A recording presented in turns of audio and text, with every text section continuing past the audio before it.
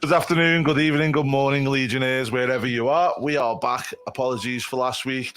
Schedules just didn't fit in, and obviously I was at Money in the Bank. So if you haven't already, do check out our Money in the Bank blog. That's live on the channel now as well. But as always, I'm joined by two amazing gentlemen. I won't say brilliant minds because that's Nick's line, but I'm joined with Nick. How we doing, Nick? Fantastic, mate. I mean, I'd be better. My brother got home today, so no more peace and quiet. But other than that, I'm really good. Flipping, just watch Collision and SmackDown. Been a good week. Should be a good weekend. Brilliant. And we've got the creator of the Dominic Mysterio fan club. I think he's the only member still in the UK. It's our Sai. How are we doing, Sai? Yeah, mate. It's been an up and down week. But yeah, a lot of respect for our Dom. And yeah, good to be here as usual. Brilliant. Well, guys, we'll get straight into it. Just before we do start anything, David's just made a comment here. Before we, gentlemen, we're getting hats off to Leon Slater, who's just put on an excellent match with Will Ospreay over in your fine country in the city of York. At 18 years old, his future is very bright. Yes, it is very bright. I have seen this man, and he is Leon really, is really tremendous. Good. He is a tremendous worker. He's well beyond his age. He wrestles like someone who's been in the business for 10 years. Yeah, he's been in the business for like a cup of coffee. So, really happy for him. And to put on the match that he put on with Will was something else. Yeah, and Will's always going to help him, say, isn't he, put on a match like that? Because, you know, what a guy to be wrestling at 18 years old. And Will Ospreay could get a good match out of a mop. This is true. He could do. This is very true. I concur. I'm not slating the kid when I say that because he's got a lot of potential. No. But yeah, you got to learn from the best. Yeah. And it's not going to have to be a really good one for him, isn't it, to get that down? Oh, yeah. Well, right, guys, let's go into the wrestling news show. First of all, as the header says, will Jey beat Roman? So obviously, Jey Uso was the first person in over, was it 3 years? 3.5 years. 3.5 years to pin Roman Reigns at Money in the Bank last week. We had a little bit of a manifesting of this story on SmackDown as well. Done really well, by the way, with Jimmy getting beat up and then Jey coming back out and he challenges Roman, which looks like it's going to end that. Now, everybody keeps going on about the Cody story. So I'm going to come to you first because I don't want Nick to ruin this. So everyone goes on about the Cody story and finish the story. Now, the story for Cody for me is he's got to get a title at some point. That's finishing the story for Cody. But for the Bloodline story, do we not think that Jey is the story finish because he was the one that begun with Roman? Okay, so for Cody, now there are films where carry on for the question anyway. Yeah, so there are films where the bad guy wins. The Empire Strikes Back, Fallen. I'm saying, dude, there are films where the bad guy wins. So occasionally, it's all right to end a story with Cody losing. I get the whole finish the story, but the story could have finished. It doesn't have to be a good ending. Right. No, you wait your turn. Right. So, do I think Jey Uso's going to win? It all comes down to the contract for me. If Roman is sticking around, he's keeping the belt. SummerSlam dropping it after he won it. Was it just before SummerSlam, I think, 3 years ago? No, was it just after payback. Just after. It kind of, there is a lot of, there is a lot of synergy. There is a lot of ending where you began. But I just don't know where you go with it if Jey takes that belt. I'd like him to have a run, even if it's transitional. But I don't see it. No. I mean, for me personally, Nick, as I always said, you're not going to see it because we know where Damian Priest is at, but that's where your Money in the Bank could have come in well, couldn't it? Let Jey finish finish the story of the Bloodline, as it were, and then boom, somebody comes in and whips it off for Money in the Bank. Well, that's a good idea, but there's one thing nobody's mentioning about Jey Uso and Roman Reigns. Doesn't need to have the title on the line. Roman versus Jey doesn't need to have the title on the line for Jey to finish the story. You see, I was going to say something similar but different. I was going to say SmackDown ended with Jay holding, was it the world title? No, it was the actual Undisputed Universal. It was the gold one. Was it the gold one he had? Yeah, So the he gold had and black. that, but not the other one. And, was that for a purpose? He only had one belt and not three? Well, I don't know. I think the reason that Paul Heyman is still carrying those other two titles around is because Cody's story, only finishes when he wins the title his dad never won. It's not just a world title he's after. He's after the WWE Championship. Well, the only way he gets the WWE Championship is by beating Roman. And when he is then handed the new title, he says, I don't want that one. I want that one. And he takes the WWE Championship and puts it back where it's supposed to be. And Roman gets to be the one and only undisputed world heavyweight, blah, blah, blah champion. This means Roman's reign is unsullied by the loss. He goes down in the record books as the greatest champion in modern wrestling history. And Cody still gets to finish the story. If plans are still in place for it to be Cody Roman next Mania, I fully expect Cody to enter the Rumble at number 1 and win it. Because everyone said that was the main problem with last year, was him coming in at number 30 and winning the story. For me, to get back to the Money in the Bank segue, it makes a lot more sense with what they've been doing lately for Damian Priest to stick going after Seth right now. Yeah. But I do completely agree that having him be a bit more disingenuous about where he's going to go with that briefcase would add a lot of spice to the Bloodline story right now. Because it gives you that third party that isn't involved, like Sami Zayn was originally, that can come into the story and add a couple more chapters. Let me give you guys a question, okay? We're at the tail end, maybe, of the longest reign in modern wrestling.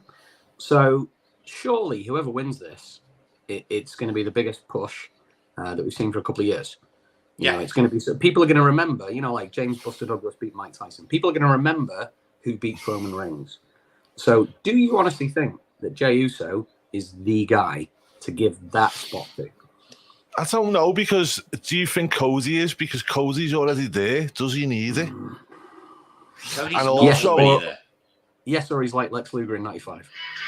Yeah, he's already there. And then also on top of that, for me, is like, do the fans backlash at Cody because of the fact that it's like it's been so predictable? Well, we've seen it so many times, and it's like, oh, he's there. Oh, this is boring. We had that main event last year of Roman versus Cody. We don't want to see it again. You know what I mean? And I don't know. Yeah, but the thing is, I'm not saying that we can't have Cody win at WrestleMania, but does it have to be Roman? I think it needs to be Roman. I don't think it has to Why? be Roman. I think it needs to be Roman because Roman is holding the prize that Cody wants. There's no point in I being just Seth. don't buy it. Like, He doesn't want the world heavyweight title because Okay, his dad, just in case we forgot, is question. Dusty Rhodes. Okay, but answer me this question, right? That whole lineup was my dad's Dusty Rhodes and all that crap, yeah?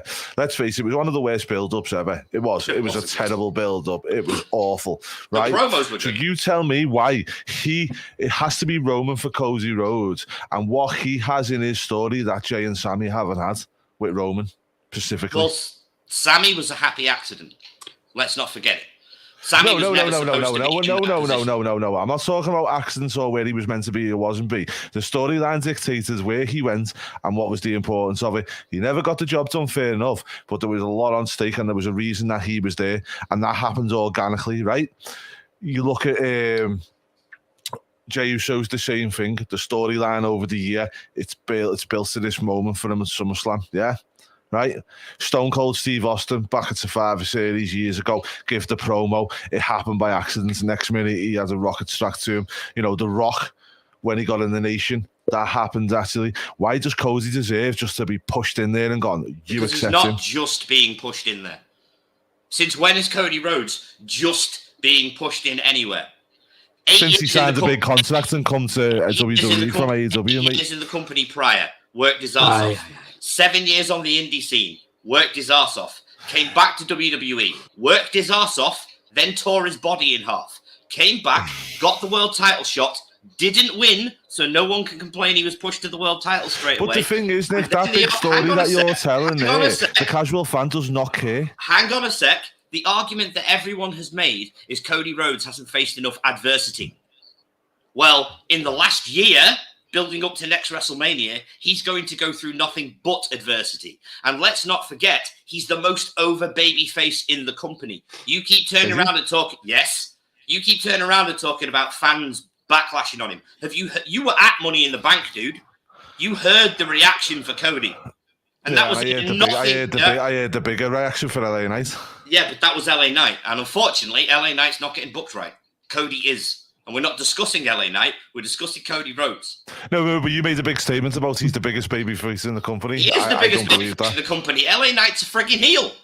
He may be over as Rover, but he's booked as a heel, beating up Rey Mysterio in the LWO. But again, when we talk about organic and what the fans want and what the difference is about what WWE try to do and what is actually happening, but unfortunately, LA Knight's no heel, mate. Yeah, but most of the fans do want Cody to win the world title, dude. That's why they react to him. Do they? The way they react to him. That's why his song gets however many people it was in London singing every single word to it on the way in the ring. They done the same thing when Sami Zayn popped out for the when he was getting interviews over as Rover as well. Because Sami is over as Rover as well. My point is, does everybody want Cody to win the title more than Sami? Yeah, now. Sorry, but Sami's done. Sami's position as world champion is done, and I haven't heard any. I haven't heard anybody mention Sami in the world title picture since.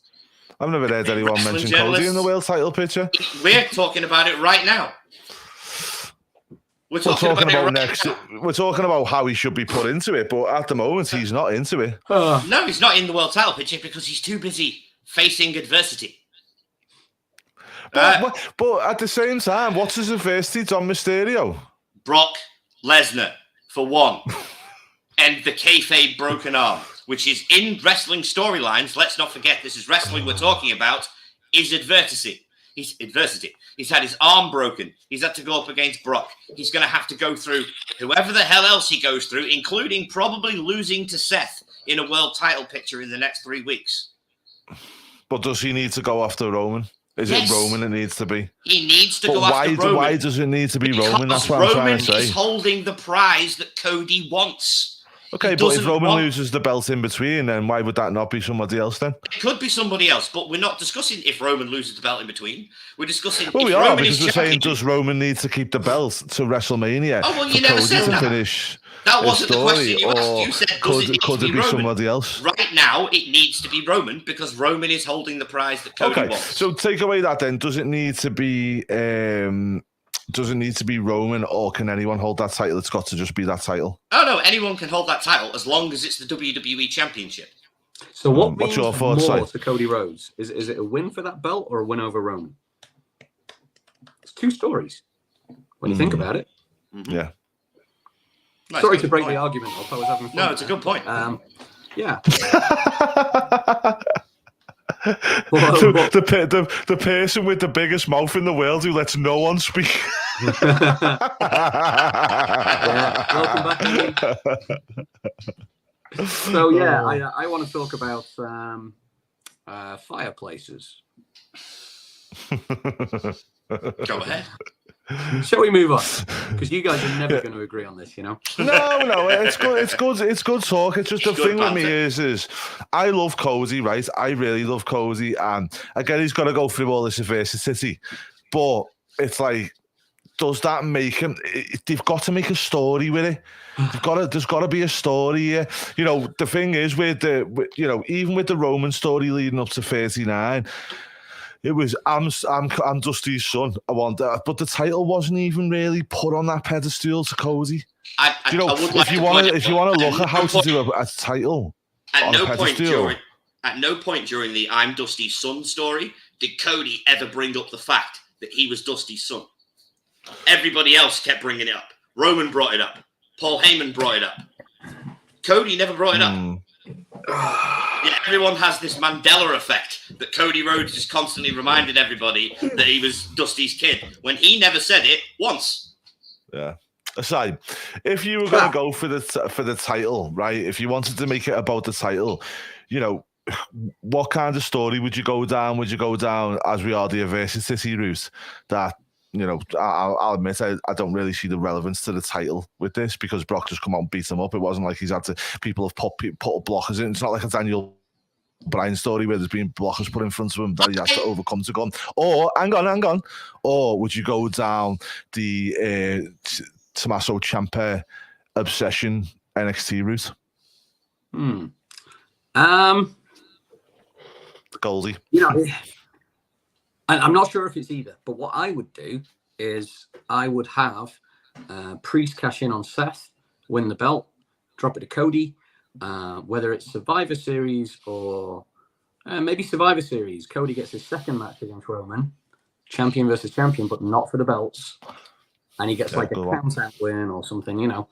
And then as he drops his belt because of Roman's interference, he wins the Rumble, Cody Roman at Mania. So kind of both. Does that make sense? Yeah, it makes very sense. Yeah, it makes very sense. I mean, you could do it that way, couldn't you? Yeah, or you could just keep Roman and Cody away from each other if you don't need to do it.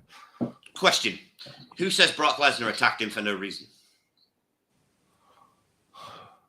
We don't know because we were there at Raw. Yeah, I know we were there. And there was no reason for it. In the story, we don't know that there is no reason for it. We could have Paul Heyman or Brock Lesnar after he loses to Cody Rhodes in his third match. Cody could be like, I want to know why you did it. And Brock could show, I don't know, a video package of Paul Heyman coming to Brock Lesnar's locker room with a giant briefcase of money saying Roman wants you to take this guy out. Would they not have done that by now? Why? The Brock Cody story is not finished. You don't need that until the end. That's the big reveal of why he did it. You don't start a book at chapter 19 and then read backwards. Some people always read the last page first, and it makes a lot of sense. Because they're idiots and want to ruin a story. No, because you know what to expect. So it takes away any disappointment. It ruins the story. Starting at the end ruins the story. Well, no, because you've got no context. You don't know. If you start with the last page of a book, you don't know who the people are, you don't know how they got there, but you know how it ends. And it's in the back of your mind, but by the time you've read through the whole book, you might not necessarily remember it. How you ruin the story. Did Paul Heyman also pay to get him drafted to Raw and everything else that went on with that as well? Possibly. This is the thing. He's a dick, Paul, isn't he? He is a dick. But Triple H is synonymous in saying no story's ever over in WWE. Like, the Cody story is going to he's never going to finish. Well, is that him saying he's never going to finish it?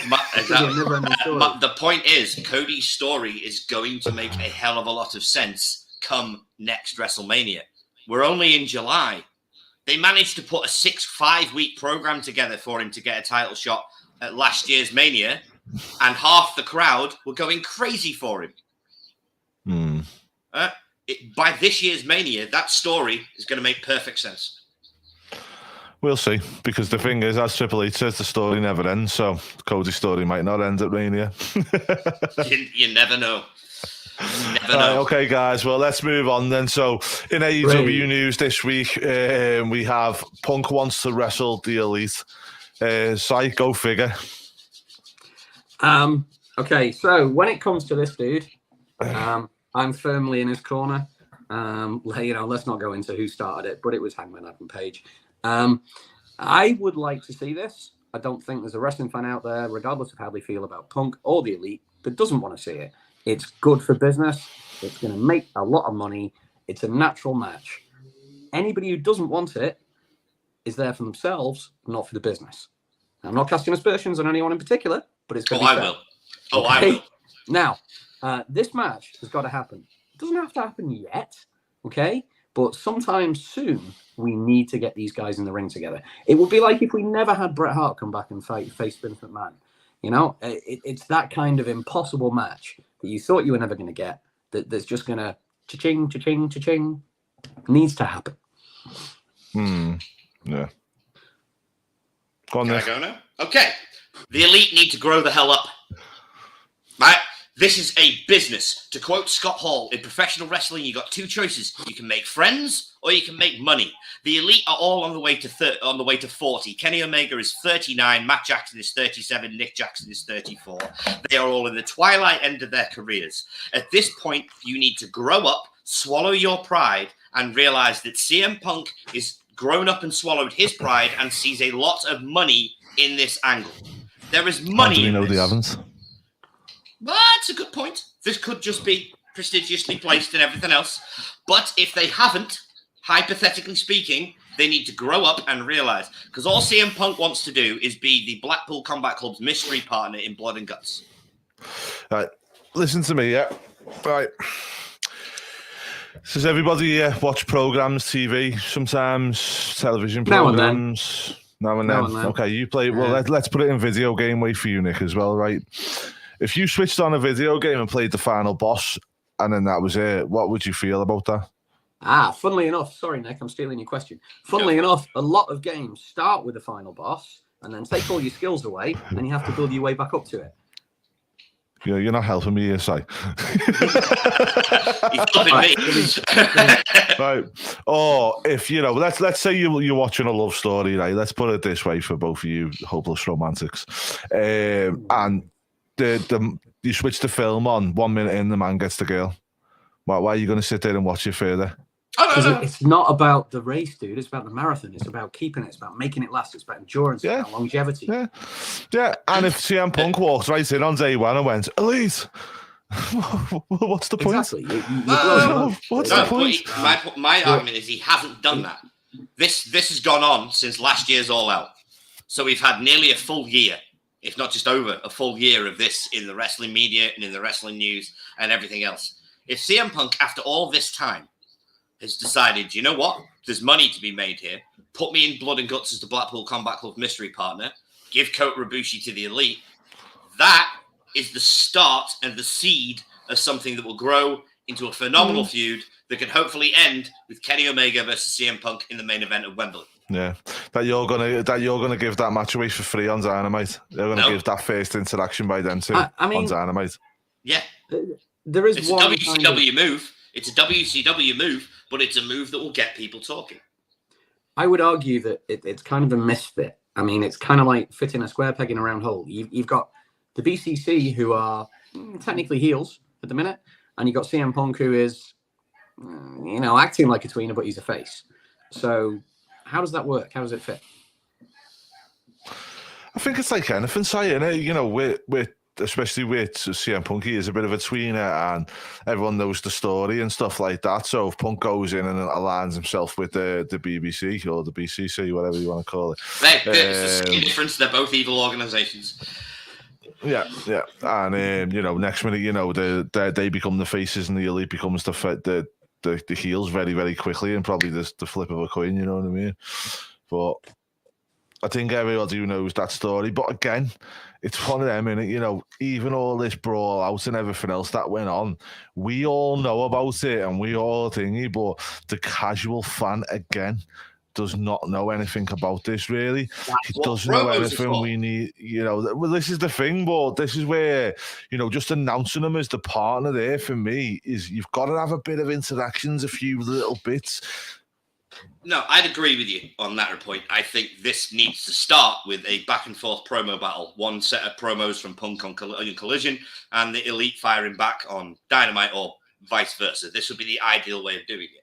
All I'm saying is, if you do pop CM Punk into Blood and Guts, two things will happen. One, that Dynamite will do a banger rating, which Tony Khan is after, because of the nature of the match and because you just announced CM Punk is going to be in there. And two, if you have the Elite and Punk basically avoid each other for the entire match, and you just have Punk fight Kota Ibushi, who's going to end up being the Elite's partner, I think, that just teases the future. And people want to see more from that point. You've got to drip feed fans these days. You can't just give them everything at once. But you also need to drip feed fans the information, because Dynamite doesn't, it does good ratings, but it's always very similar in the ratings. Now and again, you'll get a bit of a push through, like a CM Punk appearing or something like that. And it's like, let's face it, mate, the whole Hangman Adam Page story, they dragged it on for how long? 3 years. Yeah. And it was like, from a casual fan point of view, no one cares. No, I liked it. You liked it. say you potentially liked it. Do you know what I mean? But it was. I will say they just need to get so much better of giving the casual fan stuff. I agree, But the one thing, especially with Dynamite, is, and I've discussed this with you, Si, as well, I find Dynamite to be a very indie-rific show. And I find it to be an indie-rific show intentionally. Whereas Collision... Yes, thank you. I was just about to say, Collision feels like a very sports entertainment WCW style show. Yeah. So I think even the way it opens, you know, we opened this week with like, was it Punk and Hobbs and Ricky Starks all having like 30 seconds to speak. Yeah.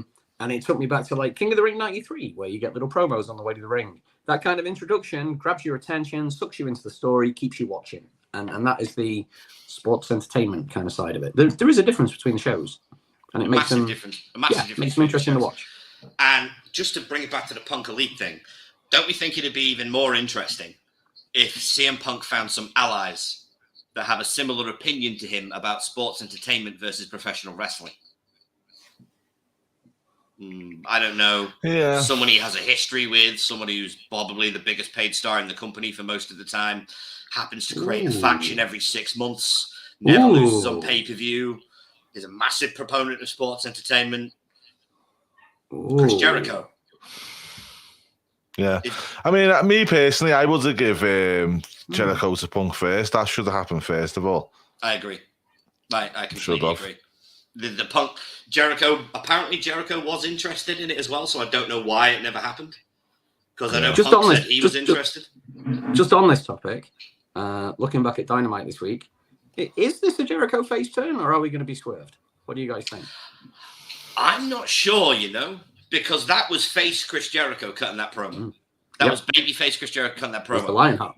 And that was babyface Chris Jericho telling Sammy and Danny that they need to, you know, fly on their own way and they can't be under his wing forever. But that maybe to Don Callis was the cleverest thing he could have done for this exact reason. Because now, just like you, Si, I'm sat here going, which way is he going to go? Right. Andy, don't you find at the moment that Chris Jericho needs a reinvention? No. Really? I think he always needs a reinvention, and that's the something that he needs to get out of. Okay. You see, I always say that Jericho is like the weird comparison, but Jericho is like the Madonna of WWE. Okay, Agreed. So he always reinvents himself. He stays ahead of the curve. He's on top. He presents himself according to the fashion and the times and what's popular. And I think he's great at that. I wouldn't say he's overdue a change, but I think it would be good. I'd agree. Yeah. I mean, it's going to be with Jericho. I think he's one of them, isn't he? He'll always pop in and out, and he'll figure out what he's going to do next. And he doesn't let you down, does he? I mean, I'd like to see him maybe go back to El Champion or something like that, even if it's the TNT title. That'd be quite good. So Phil was taken with Jay White, which is likely to shift over to the current program. It was a good shift. Jay White was all right for him, mate, but yeah. Well, on the Jay White topic, and I think you'll actually agree with me for once here, Andy, which is a miracle. We all know who Jay White is. Even Andy knows who Jay White is now because... Hang on for a minute. Just for record, it's not that I disagree with you. I just give you the opposite flip of the coin. I try and give a different opinion. I know. No, as I say to you a lot of the time, I agree with you. I just try and give you a different perspective. You just like hearing me rant. Yeah. Basically, so not a lot of casual fans know who Jay White is. It's an unfortunate fact, but unless you were a New Japan mark like me and Si, you didn't know who the hell Jay White was. Like, you didn't really know who Jay White was before he started showing up. He's a phenomenal talent. He's a phenomenal worker. He's a great promo. But unfortunately, he's not in the West, the star he is in the East. Andy's expression right now. Don't go back to your expression that you were just doing. That expression right there. Can we zoom in on that? That is exactly how I feel about Jay White. It's just indifference. It's like, meh. Yeah, it sums it up. People, you know, Jay White in a meme. Yeah. Perfect example. But for me, Jay will eventually be World Heavyweight Champion in AEW. That's the trajectory he's going to go on. I mean, maybe. That you can giggle all you like. He's going to win that title in the next 5 years. Over whom? We need a wager here. Probably Punk. So How old do you know? you're saying Jay White's going to win the world title in the next Jay. 5 years? I'll tell you in a second. Right. I'm saying that Dominic Mysterio is going to win a world title before him. Right? Jay White, wrestler age. Jay White's 30, mate. He's got plenty of time left. So in 5 years, he's going to win the belt. So in the next 5 years, he's going to wield the belt over Sammy Guevara, Miro. Yep. Not to be that guy, dude, but you were talking about the books before, and you mentioned that the youngest book was 34 and in his twilight years, and yet now because he's not 30. Now he's Jay White is 30, and he's got That's a 4 year difference. And I'm thinking, he's got 4 years. Contrast statement. I've had a lot of and I'm thinking, you can be in the end run of your career and still win a world title. Kenny Omega won the world title at 38. Jay White will be back in New Japan, mate, by then. No, well, I'm telling you, Jay White's future in AEW is very bright. The fact is, it probably is very bright, but it won't be a world title. Well, he just beat the lineal world champ, the tag team champs, and a future champion in 2 weeks. He's beat Punk, he's beat FTR, and he's beat Ricky Starks in 2 weeks. So he's beat the former current lineal world champion. He's beat the current world tag team champions. The guy is being positioned correctly. Thank you, David. No, it's not happening, mate. I mean, I love Jay White, I really do, and I think he's a great wrestler, but he's not winning that world title, and he's definitely not getting rid of MJF, to tell you that for a fact. Oh, he's not going to beat MJF, but he's definitely going to win the world title. Okay, so he's going to win it before Starks, he's going to win it before Sammy Guevara, Darby Allin. No, Orange maybe not Cassidy. Darby. Maybe not Darby. Maybe not Darby. Orange Cassidy. He'll hold it before Orange. He'll hold it before Sammy Guevara. Jay White is a proof, regardless what I know. I just said not a lot of casuals know who he is, but from a business standpoint, from Tony Khan, Jay White is a proven commodity. Well, why is he? Because he's the only two-time Grand Slam winner in New Japan history. He's held every single title in New Japan twice, which means the third biggest company in the world, which was the second biggest company in the world before AEW showed up, thought enough of Jay White to put all of their gold on him. And none of them were transitional runs. Nakamura was huge in Japan. You know. How's that worked out for him in WWE? Yeah, that's WWE. Fourth Jay that I think of. If someone says the name Jay White is number 4 on the list. That's how far down he is. You know, you got Jey Uso, you got Jay Briscoe, and you got Mickie James. You know, before you think about Jay White. No, Jay White's great, don't get me wrong, and he is good, but he's not going to win a world title, I'll tell you that for a fact. And what you're hanging your hat on there is not correct. I think he will. And if Tony Khan thinks like that, he's an idiot. Yeah, but Tony does think like that. Well, he's an idiot then. Yeah, he is. And that's why his company will never go any far. But he's a rich idiot. Yeah, I know a few. Yeah, well, yeah, but he's a rich idiot. He's daddy rich idiot. No. Don't forget, he's not a man made. Tony Khan's personal wealth is twice that of Vince McMahon's without his dad's money. His dad's money did not pay for AEW, dude. His dad has no financial stake. His dad says in an interview. His dad states it in an interview. I'd rather give him the money now and let him do stuff when he's doing this. His dad stated that. All right. Honest to God, I can find the interview for you. His dad stated we give all his son all this money. Well, otherwise, where's he got it from?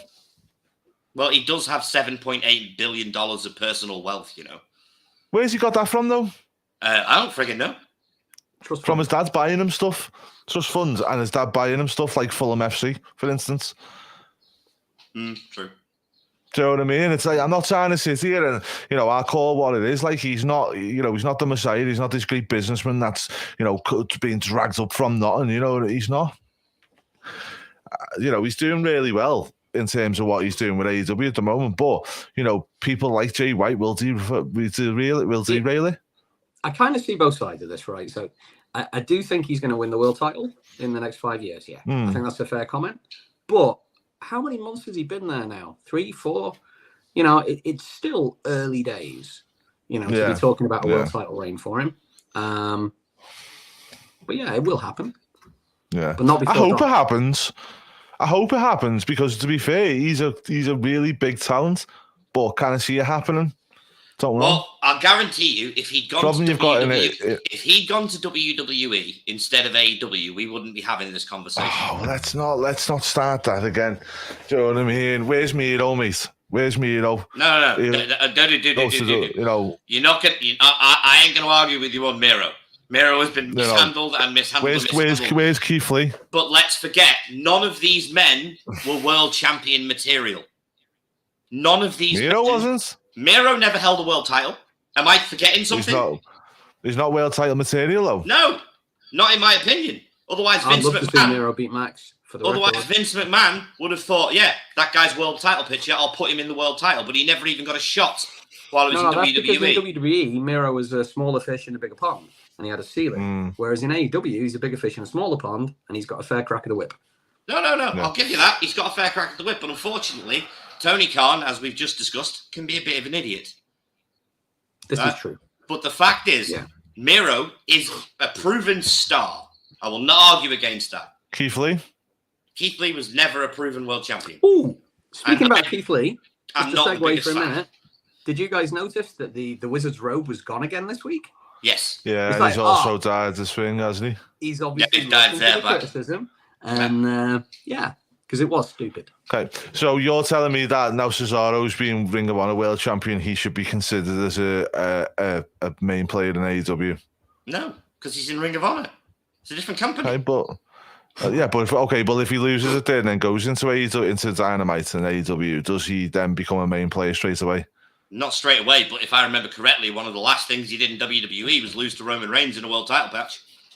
Mm-hmm. Yeah. But all I'm saying is, though, it's just because Jay White's being a champion over in Japan means absolutely jack shit in the world in the American.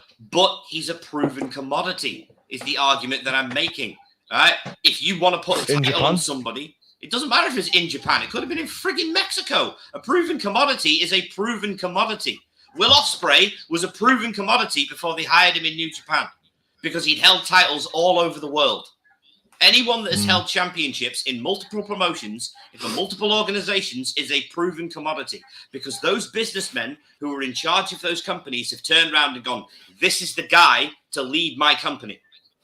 It doesn't matter what company you are in, Andy. It doesn't matter if it's New Japan. It doesn't matter if it's fucking WWE, AEW, FCW, GCW. You can name any of them. If the guy in charge of that company has decided that you are good enough to run that company as champion, you are a proven commodity.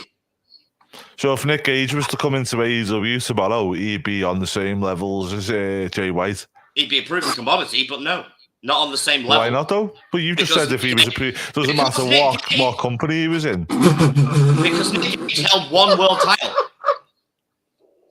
One. He's held a couple, hasn't he? No, he's held one world championship. He's held the GCW World Title and maybe the FCW World Championship. So possibly Jay White is a two-time Grand Slam winner in New Japan. I know you don't watch New Japan that often, Andy, but it's a big freaking deal. But it's still the same company, though, the same as Nick Gage. Yeah, and also, but it's 6 championships on no more than 2 occasions each. Plus, there's all the indie championships that Jay White held before he got to New Japan.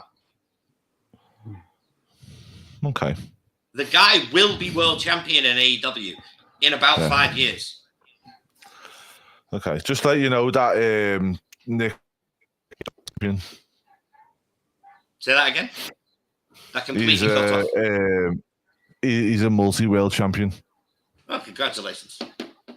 Yeah, so AI absolutely insane wrestling champion 1 time. He was CZW World Heavyweight Champion 4 times. GCW champion 3 times, Horror Slam Wrestling Deathmatch champion 1 time, IPW Hardcore Wrestling champion 1 time. And what's the common denominator with all of those championships? They're all indie belts? No, they're all hardcore deathmatch titles.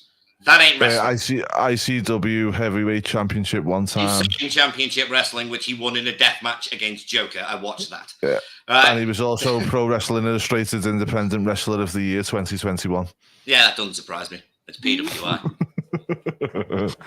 Well, all I'm saying is, mate, is he's won a lot of championships, and what you were saying before is if you've won multiple championships and multiple promotions, that you should be considered to a commodity when you go in there. You were saying that. Yeah, you should be considered a proven commodity. Okay, so what's the difference between Nick Gage and... No. Nick Gage, I Jay just White? said, would be a proven commodity. He wouldn't be a world champion in AEW, but he'd be a proven commodity. But what you're saying is if you're a proven commodity, you should be considered to be a world champion. No. That's exactly what you said. No, it's not. I said if you're a proven commodity, you should be considered as a proven commodity. And in that company, you should be elevating that company. That's what a proven commodity does. He gets put into a situation where he will excel. This week is the perfect example. That match against FTR on Collision, Jay White absolutely excelled. He's got a 2 out of 3 falls match against him next week, in which he will excel. The match he had the week before that, he excelled. The guy is an exceptional talent. This is why he will win the world title. Okay. Cesaro was a great talent, wasn't he? Yeah, and he's already won the world title. It may only be Ring of Honor, but he's still world champion. On their big Is he show. not? It's Ring of Honor, dude. It doesn't matter. He's a world champion. So because AJ Styles was a 2-time Ring of Honor world champion, that means he's a B champion? No, he was when Ring of Honor was boss. And TNA, which was the B company, that means AJ's a B champion? Okay, so if Moose comes into AEW next week, does he go right into the No. One, Moose is an arse. Yeah, sure.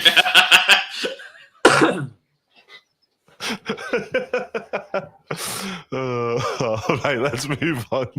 I've had me fun now. I'm just sitting there thinking about how many world titles in smaller companies Mako Satomura's had, but I don't want to put him over even. I can see the man is getting heated, and the last thing we need now is the name Mako Satomura or the Final Boss or anything like this dropped into the conversation because you're going to see steam coming out of his ears. Yeah. Right, guys, so we're going to wrap it up. But just before we do, because obviously we're running out of time now, we like to keep our videos nice and slick for people to watch. So, Rhea Ripley, so she won the title of WrestleMania against Charlotte. Now, she's been there all the time. She's been but she has been playing a bit of a backdrop to Dom, hasn't she, more than actually doing anything herself recently? When do we think she's going to get a credible opponent, say? I think it's going to be SummerSlam. I think it's going to be Natalya because I think we've only seen that. Whoa. He used the word credible opponent. Yeah, so as I'm talking about Natalya, she's had more wins in the women's division in WWE history than any other woman. That's because she's been there longer. She's also had more losses. Yeah, I seen all of it. Do you know what? I've got a problem because I've seen. Dan, I've got to insist everything. Nick, never quote me to me. All right, never do that. I mean, one thing I've got to say is, I was a bit annoyed with the Guinness Book of Records because they give it all these awards. I don't know whether you've seen. She got most women's wrestling matches. Basically, she got a load of. Do you know when your kid goes to school and they get an attendance badge? It was pretty much the world records of attendances of you would have been here this long, you wrestled this many matches. The one thing they did miss though was the most sandwiches consumed in catering. She spent most of her time during all them years, hasn't she? Maybe she got the most time in catering award. Oh yeah, Rhea is slated for Raquel at SummerSlam. That could be a good one. I'm fine with that powerhouse on powerhouse, but yeah, that could be a good match. But as for the old promos and back and forward, it wouldn't be the best, would it? Nah, that's what I was going to say. And also, why would you put the World Tag Team Champion in a World Heavyweight title match? Why not? Yeah. Well, why? They're only there to lose. It was a rhetorical question. Go back to wrestling from when we were growing up in the early 90s and the late 80s. The tag champs were used to put over the world champ all the time. Yeah, it was, constantly. So that's the only reason I can consider them putting Raquel in this match, which for me makes it predictable as hell. Yeah, Rhea's reign is going to suffer. Time to send Dom out on his own and see if he sinks or swims. Not yet. Not yet, David. I love the whole chemistry with these two. You need to send Rhea and Dom, and you need to get them on their own, separate, and have an Eddie Guerrero China dynamic, Yep. And then have a little feud, a little lovers tiff, and then back together, and then doing their own thing. And then have Rhea beat Dom. No. For the US, no. Not for a title. I'd have Dom as the US title. I'd have just Judgment Day keep on doing what they're doing, mate, because they're just doing great stuff. Do you know what I mean? I wouldn't have them out there. I'd have Dom beat Austin Theory because Austin Theory's title run has just come to an absolute stall. Thank you. So I'd have Dom take that off him. Well, I was actually gonna bring that up quickly before we went off, which is my quick question: is who do you think's going to beat Theory? Because his title reign has been an LA Knight. It needs to be LA Knight. That's my answer. That's what I was. That's the right answer. Yeah. Right, guys. Well, that's it. Then we'll wrap it up there. So, guys, thanks so much for watching. Appreciate you all, as always. Thank you very much for joining us, David. Thank you so much for the comments. Andy, thank you for your comments. He said, "Cheers, bro. This is to you, Nick. You say that I rant." It's wrestling. It really needs to put condoms down and try and stand on her own. Oh dear. Keep it on the wraps. But yeah, no. Thank you so much for watching us, guys. We appreciate you. We appreciate every one of you. As I say, we're going to have some exciting stuff coming to this channel shortly. We're just getting our last bits and bobs done. But we appreciate the support all the time. And please do keep sharing our videos, liking and subscribing to this channel. It really helps us. So thank you. Both from me, Dee, and he. We will see you all again, same time, same place next week. Peace.